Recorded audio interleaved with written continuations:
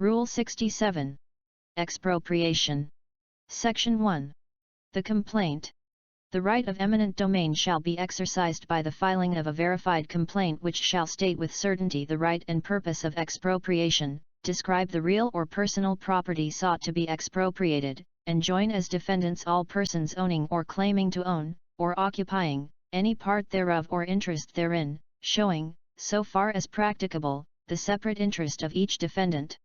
If the title to any property sought to be expropriated appears to be in the Republic of the Philippines, although occupied by private individuals, or if the title is otherwise obscure or doubtful so that the plaintiff cannot with accuracy or certainty specify who are the real owners, averment to that effect shall be made in the complaint.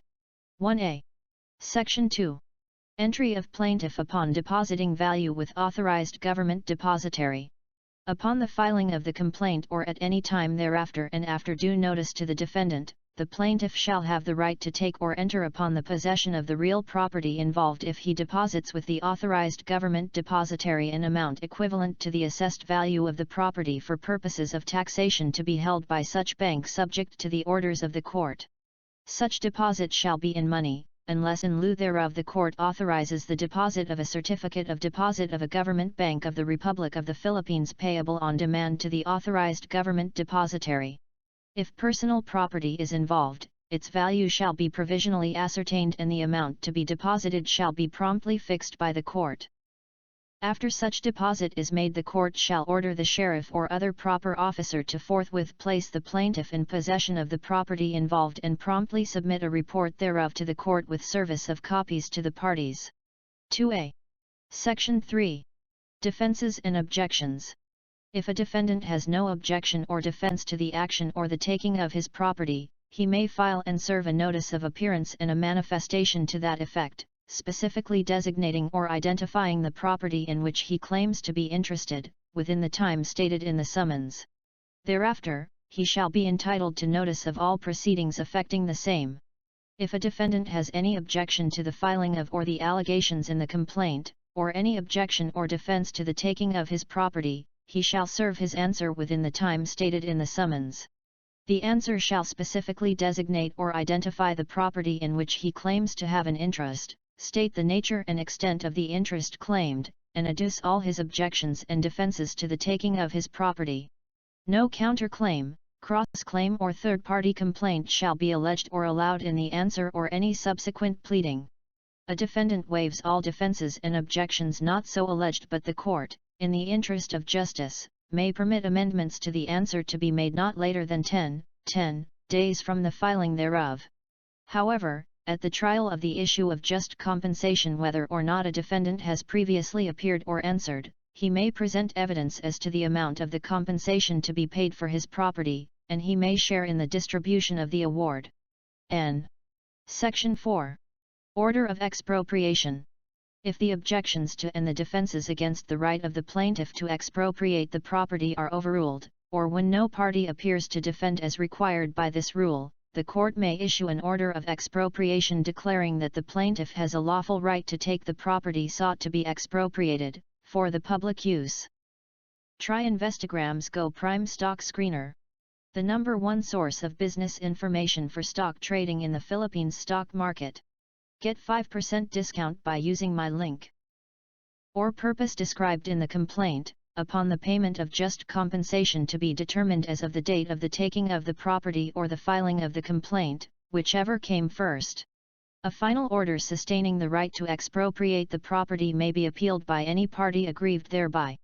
Such appeal, however, shall not prevent the court from determining the just compensation to be paid.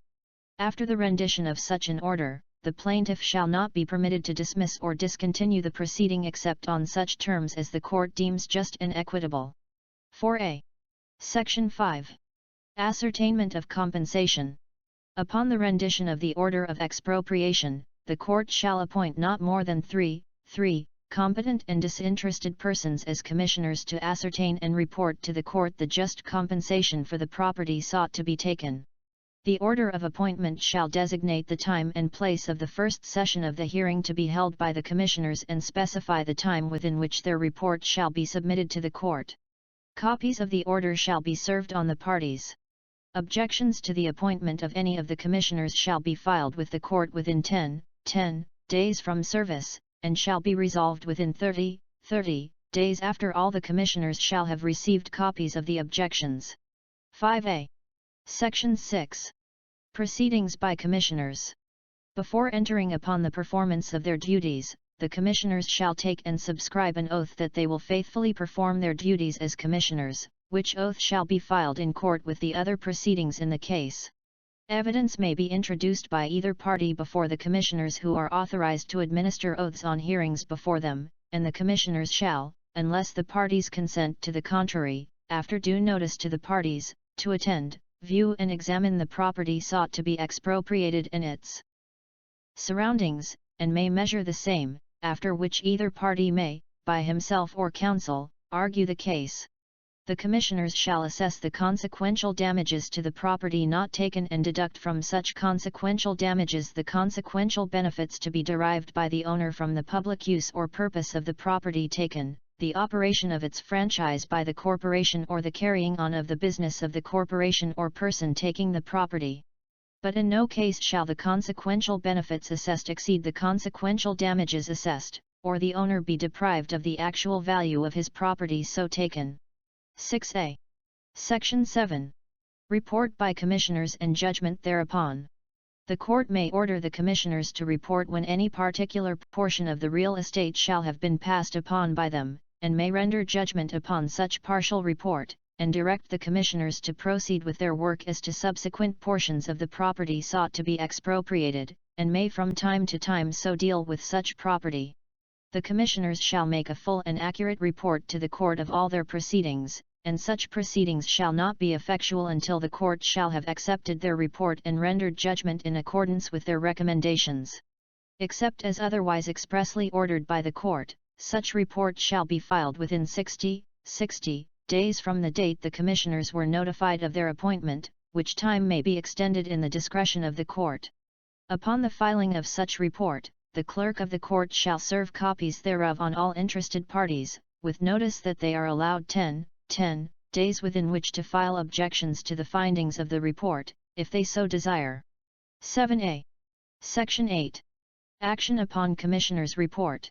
Upon the expiration of the period of 10 days referred to in the preceding section, or even before the expiration of such period but after all the interested parties have filed their objections to the report or their statement of agreement therewith, the Court may, after hearing, accept the report and render judgment in accordance therewith, or, for cause shown, it may recommit the same to the Commissioners for further report of facts, or it may set aside the report and appoint new Commissioners, or it may accept the report in part and reject it in part, and it may make such order or render such judgment as shall secure to the plaintiff the property essential to the exercise of his right of expropriation, and to the defendant just compensation for the property so taken.